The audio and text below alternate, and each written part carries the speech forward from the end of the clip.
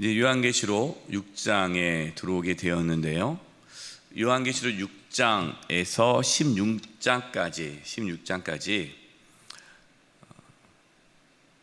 일곱 인, 일곱 나팔, 일곱 대접 환상이 나옵니다. 이 일곱 인, 일곱 나팔, 일곱 대접이라는 이 7이라는 숫자는 성경의 완전수죠. 하나님의 심판을 의미하는데요. 이 상징들은, 이 환상은 하나님의 심판을 의미합니다. 그러니까 하나님의 심판은 완전하고 온전하게 이루어진다라는 것을 말씀해 주고 있는 거예요. 우리가 요한계시록을 읽을 때, 또 묵상할 때 생각해야 할 것은 이 요한계시록을 처음 읽은 성도님들, 초대교회 성도님들의 상황을 이해하면서 읽으면 훨씬 더 그 의미를 이해하기가 쉽습니다. 지금 초대교회 성도님들은 하나님의 심판이 언제 이루어지는가, 오랫동안 박해가 있었고 힘듦이 있었기 때문에 하나님 왜 침묵하십니까? 왜 저들을 심판하지 않으십니까? 왜 우리를 구원하지 않으십니까? 어느 때까지 우리가 기다려야 합니까? 라는 이러한 생각들이 초대교회 성도들 가운데 있었습니다. 하나님은 이제 요한을 통해서 계시를 준 거죠. 하나님의 심판은 반드시 있다. 또 안전하고 온전하게 이루어진다 하는 것입니다.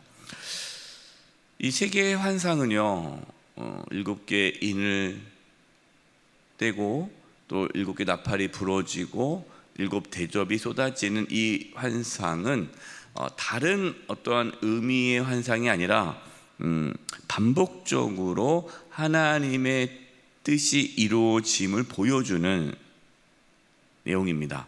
그러니까 한 번만 환상을 보여주는 것이 아니라 3번을 보여주신다는 것은 반드시 이렇게 하신다라는 말씀이고, 다른 내용이 아니라 같은 하나님의 말씀을, 의미를 전달하는데 좀 더 강화된 말씀입니다. 요한계시록 6장에서 16장까지의 해석이 제일 어려워요. 그래서 이 해석에 대한 다양한 해석이 있지만 가장 보편적인 해석은 이 세 개의 환상이 있지 않습니까? 인과 나팔과 대접은 하나님의 심판과 구원에 대한 말씀으로 해석을 합니다. 6개 인을, 총 7개 인을 떼는데 그 중에 첫 번째부터 네 번째 인을 떼는 것은 하나님의 심판을 말씀하시는데, 어떻게 보면 하나님의 심판보다는 이제 말세에, 마지막 때에 일어나는 죄로 인하여 이 세상이 하나님의 심판을 받는데, 결과적으로는 죄의 결과로서의 심판을 말씀하고 있습니다. 그래서 첫 번째 인하고 네 번째 인은 한 세트로 봐야 되고요. 5째, 그리고 6째, 또 7째 인은 또 7 나팔을 시작하는 또 7째 인이 됩니다. 그러니까 7째 인을 떼는 것은 이제 7째 나팔, 첫 나팔이 시작되는 계기를 만드는 거죠. 그래서 어떻게 보면은 이제 나팔도 마찬가지입니다. 7 나팔이, 7번째 나팔은 또 7 대접이 쏟아지는 그 첫 번째 대접의 환상을 불러일으키는 거죠. 그래서 오늘은 7 인에 대한 말씀을 이제 들어가서 보도록 하겠습니다. 1절이에요. 내가 보매 어린 양이 7 인 중에 하나를 떼시는데, 그때에 내가 들으니 내 생물 중에 하나가 우레소리 같이 말하되 오라 하기로. 어린 양이 떼십니다. 그러니까 예수님이 떼시는 거죠. 예수님께서 첫 번째 인을, 봉인대 인을 뗄 때에 네 생물 중에 한 생물이 우레와 같은 소리를 냅니다. 오라라는 거, 오라. 근데 이것이 지금 첫 번째, 두 번째, 세 번째, 네 번째 똑같이 반복되고 있어요. 예수님께서 인을 때니까 그 네 생물 중에 돌아가면서 한 생물씩 오라라고 하니까 말이 등장하는 환상입니다. 여기서 오라라는 그 메시지는 무엇을 오라라는 겁니까? 하나님의 심판과 구원이 오라라는 것이죠. 하나님의 심판과 구원은 같이 오는 거예요. 하나님의 심판, 세상은 심판을 받지만 우리 예수님 믿는 자들은 구원을 받는 것이죠. 하나님의 심판이 있기 때문에 하나님의 은혜가 있는 거죠. 심판을 받지 않는 사람은 은혜를 받은 것입니다.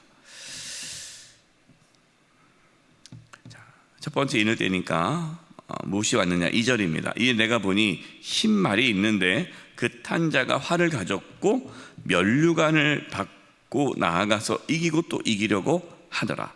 첫 번째 나온 말이 흰 말이에요. 흰 말. 이 흰 말에 활을 가진 자가 탔습니다. 이 흰 말은 군사적인 승리를 의미합니다. 군사적인 승리. 그러니까 이 첫 번째 인이 떼어졌을 때에 어떠한 일이 이 땅 가운데 일어나느냐? 로마 제국이 다른 제국에 의해서 멸망당할 것을 보여주는 거예요. 지금 초대교회 성도들은 이 로마 제국의 이 압제로부터 고통을 겪고 있잖아요. 그러나 이 로마 제국이 영원하지 않다는 거죠. 또 다른 흰말 탄 자가 나타나서 또 이 로마 제국을 무너뜨리고 또 다른 제국을 세운다는 거죠. 영원한 제국은 없다는 겁니다. 이 땅에서는 계속해서 새로운 나라가 세워진다는 것입니다. 그렇기 때문에 우리는 겸손해야 되죠. 또 낙심하지 말아야 되죠. 모든 권력과 권세가 하나님의 주권 안에 이루어지고 있음을 말씀하고 있는 겁니다. 로마도 곧 무너진다. 자, 둘째 인을 뗄 때에 붉은 말이 나옵니다. 붉은 말. 근데 붉은 말을 탄 자는 말씀 보니까 허락을 받아서 땅에 화평을 제하여 버리고 서로 죽이게 한다라는 말씀이 나오죠. 이 허락을 받았다라는 것은 하나님의 주권 안에 있다라는 뜻이죠. 그럼 붉은 말을 탄 자는 이 땅에 무엇을 일으킵니까? 전쟁을 일으키는 겁니다. 전쟁. 인류의 역사는 전쟁의 역사라고 보죠. 얼마나 많은 전쟁이 이 땅 가운데 일어나고 있습니까? 지금도 전쟁이 일어나고 있는데 이 전쟁은 하나님의 심판이 다가옴을 보여주는 것이죠. 전쟁을 통해서 하나님의 심판이 나타나기도 합니다. 이 부분을 오해하시면 안 돼요. 이것을 오해하면 십자군 전쟁과 같은 전쟁이 일어나는 거예요. 전쟁의 당위성을 말씀드리는 것이 아닙니다. 전쟁 가운데서도 하나님의 섭리가 들어있다라는 말씀을 하고 있는 거예요. 우리는 이 땅에 평화가 이루어지기를 기도해야 합니다. 전쟁이 그치기를 기도해야 합니다. 그러나 세상은 끊임없이 전쟁이 일어날 것입니다. 왜냐하면 그것이 죄의 모습이기 때문에 그렇죠. 인간은 끊임없는 탐욕과 욕심 때문에 전쟁을 일으키죠. 이것은 하나님의 심판이 다가옴을 보여주는 것입니다. 셋째 인을 뗄 때에 검은 말이 나옵니다. 이 검은 말을 탄 자는 손에 저울을 가졌어요. 저울. 근데 그래서 한 데나리온에 밀 한 대다라는 것입니다. 이 말씀은 극심한 기근을 의미하는 거예요. 그러니까 세상은 기아로 인해서 기근으로 인해서 고통을 당한다라는 말씀이죠. 그리고 경제적인 불균형, 가진 자는 더 많이 갖게 되고 없는 자는 더 없게 되는 빈부의 격차가 심해질 것이다 라는 말씀입니다. 사실이죠. 지금 인류의 역사를 보면요, 역사가 흘러갈수록 빈부의 격차는 점점 더 심해져요. 옛날에 그 왕이 갖고 있는, 절대 권력자 왕이 갖고 있는 그 돈과 가난한 자 갖고 있는 돈의 차이보다 지금 엄청난 부자와 가난한 자의 차이가 더 크죠. 시간이 갈수록 점점 더 벌어지는 거예요. 이것은 하나님께서 원하시는 세상이 아니죠. 하나님께서 기근을, 그리고 불공평한 세상을 하나님께서 만드신 것이 아니라, 이 모든 것은 앞에서 첫 번째, 두 번째, 오늘 지금 세 번째, 죄로 인하여서 세상이 타락하여서 고통을 겪게 되는 것을 말씀하고 있는 거죠. 네 번째 인을 뗄 때에 청황색 말이 나옵니다. 청황색. 이 청황색 말을 탄 자의 이름이 사망이에요. 사망. 여기서 사망은 전염병으로 인한 사망입니다. 그러니까 병으로 인하여서, 전염병으로 인해서 많은 자들이 죽임을 당할 것을 말씀하고 있어요. 앞에서부터 또한 서로 제국 간의 다툼으로 인해서 나라가 바뀌는 것, 또 전쟁이 일어나는 것, 기근이 있는 것, 또 전염병이 있는 것, 이것으로 인해서 많은 사람들이 목숨을 잃게 되는 것. 여러분, 이것은 세상이 죄로 가득하여 하나님의 심판을 받는 것으로 말씀하고 있습니다. 그러니까 하나님께서 그것을 전쟁을 일으키고 기근과 전염병을 내리시는 것이 아니라 세상은 죄로 가득하여서 그 죄로 인하여 그러한 고통을 겪게 된다라는 것이죠. 그런데 우리 성도들도 그러한 세상 속에 같이 살아가고 있지 않습니까? 그래서 우리 예수 믿는 사람도 전쟁을 겪게 될 것이고, 기근을 겪게 될 것이고, 또 전염병을 겪게 될 것이다라는. 저번에 우리가 코로나가 있었을 때에, 그럼 예수 믿지 않는 사람만 코로나 걸리고 예수 믿는 사람은 코로나 안 걸리나요? 그렇지 않아요. 어떤 분 중에 그렇게 얘기하시더라고요. 자기는 코로나 안 걸렸대요. 하나님이 지켜주셨다. 물론 지켜주셨죠. 그러면서 은근히 뭘 얘기하는 거예요?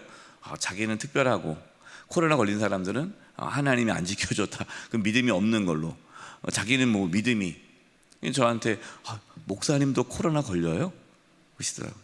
그럼 목사님은 병도 안 걸려, 감기도 안 걸리고, 병 걸린 목사님은 뭐 영성이 떨어져서 뭐 신앙이 안 좋아서 걸리나요? 이게 아니에요. 그러니까 이 세상에 살아가기 때문에 우리도 그러한 고통을 겪을 수밖에 없다. 그러나 그것은 이제 하나님의 심판이 오고 있음을 보여주는 징조라는 거죠. 우리는 하나님의 선하심을 믿고 그러한 환난과 고난 가운데서도 믿음을 지켜야 한다라는 것을 지금 말씀해 주고 있는 거예요. 다섯째 인을 뗄 때에 이제 좀 다릅니다. 다섯째 인을 뗄 때 내 생물이 나오지 않죠. 이 다섯째 인은 믿음을 지켰던 순교자들이 외칩니다.